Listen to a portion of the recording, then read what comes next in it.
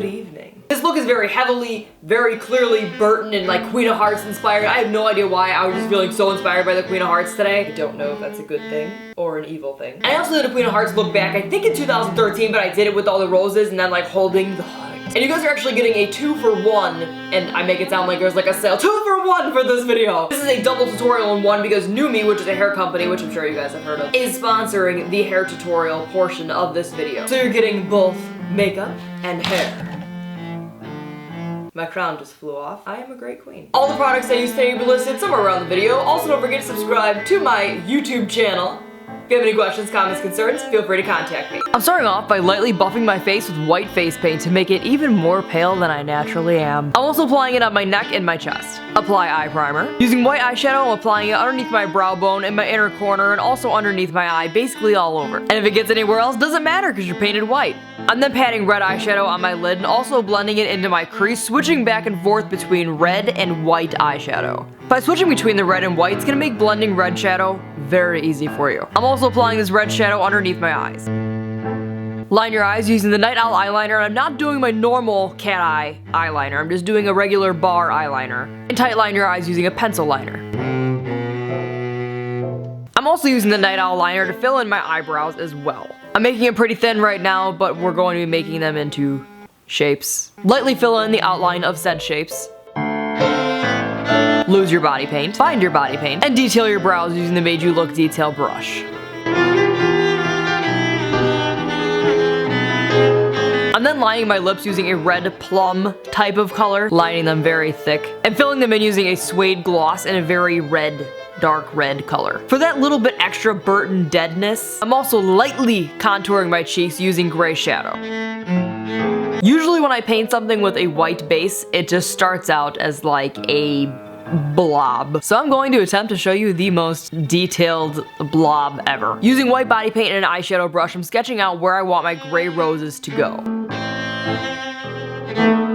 I'm then taking gray eyeshadow and just generally sketching out the shading of the rose. It's not quite yet the details of it yet. Of course, you guys can always look up a reference photo of a rose or, you know, like get a rose, which is what I'm referencing while doing this.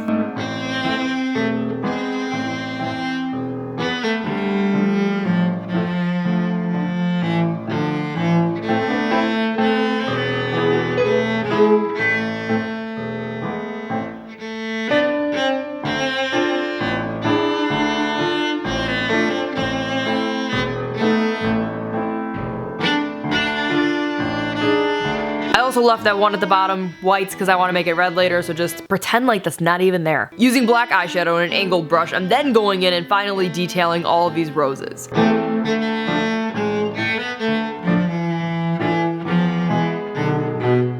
To give it a little bit more of a pop, I'm using white body paint and highlighting all of the petals.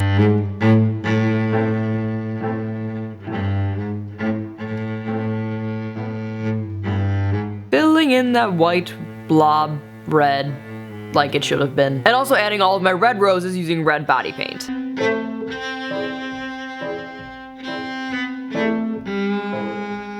While the red roses are still wet, I'm going in using white body paint and drawing in pretty much majority of the details for these roses. Because the paint's still wet, you guys will get a nice light pink for the petals.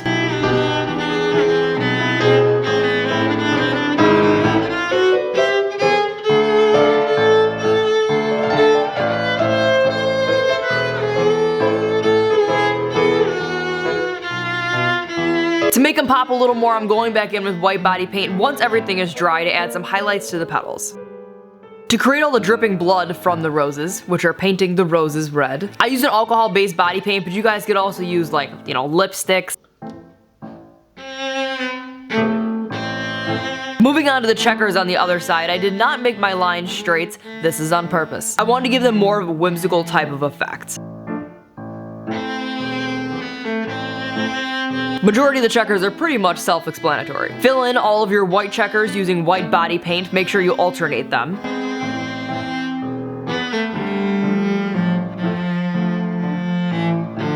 And then fill in all of your black squares using black body paint.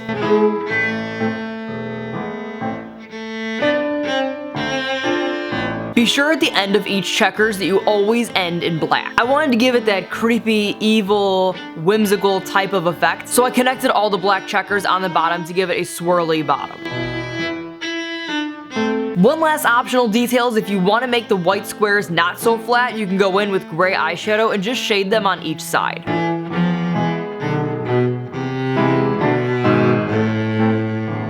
This is a great good evening robe. Look at that. All I need is like a fireplace. And like a bubbly, with the bubbles, pipes, is that what you call those? With the... Why are you wearing a robe, Lex? Well, I'm glad you asked. The alcohol in some hairsprays can break down some body paint, so if you're going to be using hairspray, cover your body paint up. For this tutorial, I'm using the Titan 3, and this comes with a 19mm wand, 25 and 32mm wand. Obviously, the bigger wand you use, the bigger curls you're going to get, but I wanted tight curls for this, so I used the 19. I also have my iron set for 170, but you might have to go higher if you have thicker hair. And you literally just click the wands into place. Care how long you've been curling your hair, please wear the heat glove. It's better just to put it on than to burn your fingertips. Or melt your acrylic nails, which can be done, just in case you're wondering. My hair is super fine, so I only had to divide it up into 3 sections, but for right now, I'm just working on the bottom section only. And for the glove, if you're working on your right side, put it on your right hand. If you're working on your left side, put it on your left hand. With this type of curling wand, you're gonna wanna hold it upside down with the hand that does not have the glove on. And for this look, I'm doing all of my curls away from my face. You only have to hold it on for like a couple seconds, and once you let that thing go, make sure you hold it in your hand for a couple seconds and let it cool off, because it's gonna hold your curl better. I've actually been using NuMe for about 2 years now, and I've been using the Titan 3 since I think January. The only reason I remember that is because I had the Haunted Ball, and this was one of the giveaways, and it's a beautiful, beautiful blue. The Titan 3 is probably like my favorite set of all the NuMe things, and they're good for traveling, so that way you don't have 3 different curling irons. You could just have 1 curling iron in 3 different barrels. Lex, stop talking. Okay, there's one more thing. Because NuMe sponsored the hair portion of this tutorial, they also gave me 2 discount codes for you guys, which I'll also put in the description below. To get this Titan 3 set for $96 plus a free argan oil, you guys can use the code FIREWORKS, and using the code BONFIRES, you guys can get any curling wand you want for $39.